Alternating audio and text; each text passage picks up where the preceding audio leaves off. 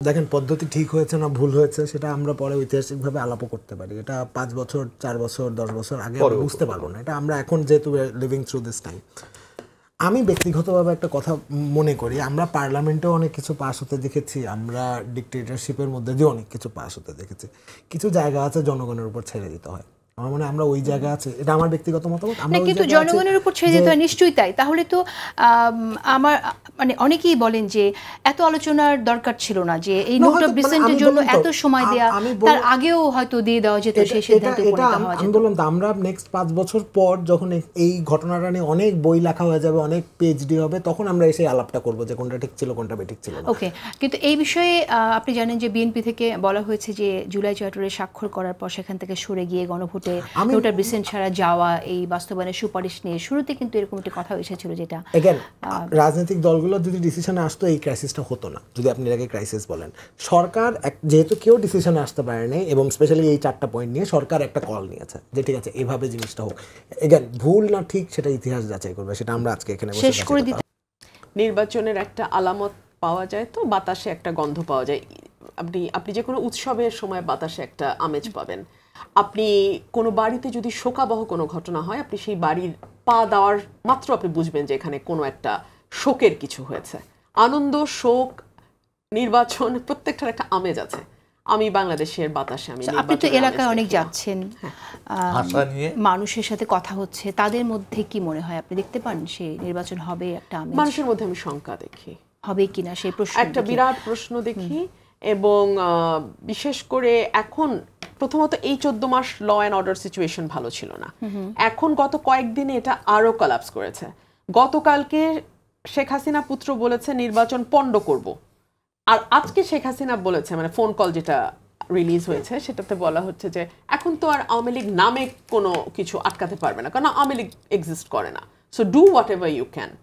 আর মরিয়া হয়ে যাওয়া এক দল মানুষ, সেই সঙ্গে নানান রকম ভেস্টেড কোয়ার্টার যখন এক হয়, তো এবং আমি জানি না দেশীয় এবং বৈদেশিকও হাত আছে অনেক অনেক জায়গায়। ওকে, দেশীয় হাত কাদের আছে সেটা সরকার আসলে কতটুকু সচেতন যেটা শুনতে চাই। নির্বাচনের আগে অনেকগুলো শর্তর কথাও আমরা শুনি কোনো দলের কাছ থেকে। অপূর্ব জাহাঙ্গীর, মূল প্রশ্ন হচ্ছে যে জনগণকে আস্থায় নেওয়া যাচ্ছে না কেন, যে নির্বাচন একটা হবে, সবাই এখনো কেন বিশ্বাস করতে পারছে না? আমি মনে করি মোটামুটি সবাই বিশ্বাস করতে পারছে। কাদম্বিনীকে মরিয়া প্রমাণ করে তো হবে। হ্যাঁ, কারণ যেমন আমি টেকনিক্যালি বিশ্বাস করি, আমি রুমিন আপার প্রচারণা দেখে বিশ্বাস করি সামনে নির্বাচন হচ্ছে, এবং সরকারের থেকেও আমি প্রচারণাটা দেখে, বিএনপি যখন তার ক্যান্ডিডেট নমিনেশন দেয় সেটা দেখে আমি বিশ্বাস করি যে না, আমরা নির্বাচনের দিকে যাচ্ছি। আমি নিজের সরকারেরটাও বাদ দিলাম, আমি পার্টির বিভিন্ন রাজনৈতিক দলের অবস্থা দেখে মনে করি যে নির্বাচনের দিকে যাচ্ছি। দেখেন সরকার একেবারে সেট যে ফেব্রুয়ারিতে নির্বাচন হবে, প্রথম 8 দিন নির্বাচন হবে, এর থেকে কোনো পিছপা হবে না। হ্যাঁ, আচ্ছা, যেহেতু ব্যারিস্টার রুমিন এখানে অ্যাড করতে চান করেন আপনি। একটি জিনিস খুবই জরুরি, যে আইন শৃঙ্খলা পরিস্থিতি ভালো থাকা। আমরা দেখছি যে স্বরাষ্ট্র উপদেষ্টা বারবারই বলছেন যে সন্তোষজনক আছে, আপনার কি তাই মনে হয় কিনা? আমি ওনাকে নিয়ে আর কোনো কথা বলতে চাচ্ছি না, কারণ এত বলেছি, আমার এখন মায়াও লাগে ওনার জন্য, আমি আর কিছু বলতে চাই না। আমি অপূর্বর একটা কথার সূত্র ধরে একটু বলি। সরকারে তো অনেকগুলো ক্ষুদ্র ক্ষুদ্র অংশ থাকে। হ্যাঁ, আমি বিশ্বাস করি অপূর্ব সত্যিই চাইছে ইলেকশনটা হোক, এবং আমি এটাও বিশ্বাস করি প্রধান উপদেষ্টাও খুব স্ট্রংলি বলেছেন ইলেকশন হতে হবে, otherwise he will quit in February. এটা উনি হয়তো করবেন, সত্যিই করবেন। কিন্তু সরকারের মধ্যে আরো বড় বড় অংশ হয়তো চাইছে না নির্বাচন হোক। 1, 2 হচ্ছে সকল রাজনৈতিক কাদের লাভ হবে, তারা কেন চাইছে না? কারণ নির্বাচনটা না হলেই তো সেটা প্রতিটি দল, আওয়ামী লীগও চায় না নির্বাচন হবে, তাদের বেনিফিট নাই। শুনেন, কারা চাইছে না? অনেক মানুষ ক্ষমতায় যাবে এটা হয়তো ভাবে নাই, মানে ক্ষমতা মানে দেশ চালানোর অবস্থায়। হ্যাঁ, তো এটার এই যে মজাটা, সেটা দ্রুত ছেড়ে দেবে কেন মনে করছেন? সরকারে তো অনেক রকম মানুষ আছে, তারা সবাই এটা চাইবে কেন? 1, সকল পলিটিক্যাল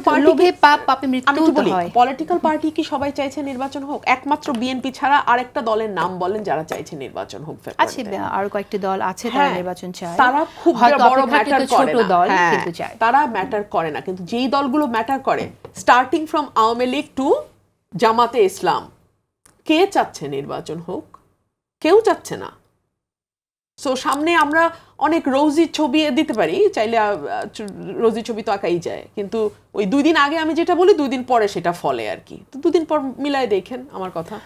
নূর খান লিটন, তাহলে আসলে ডক্টর মোহাম্মদ ইউনূস চাইছেন একটা ঐতিহাসিক নির্বাচন উপহার দিতে জাতিকে, তিনি কিভাবে পারবেন যদি এরকমই হয় বাস্তবতা? একটা ব্যাপার, কারণ হচ্ছে দেখেন নির্বাচন ডক্টর ইউনূস সাহেব চাচ্ছেন, ওনার সমস্ত পর্ষদ চাচ্ছেন, এটা আমার কাছে মনে হয়নি।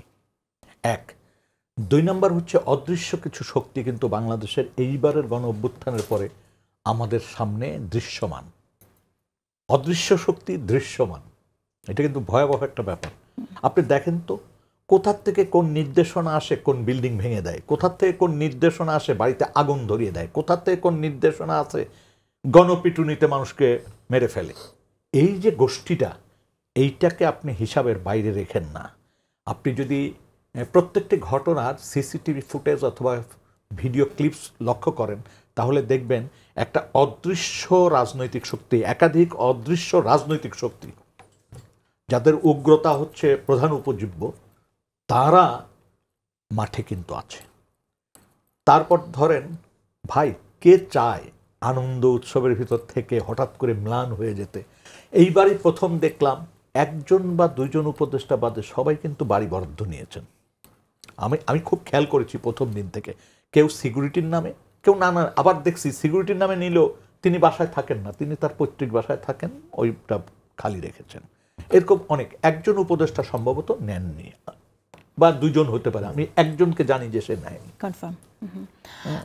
ঢাকা শহরে বাপের বাড়ি আছে, জামাইয়ের বাড়ি আছে, তারপরে ওই জায়গা যায় না।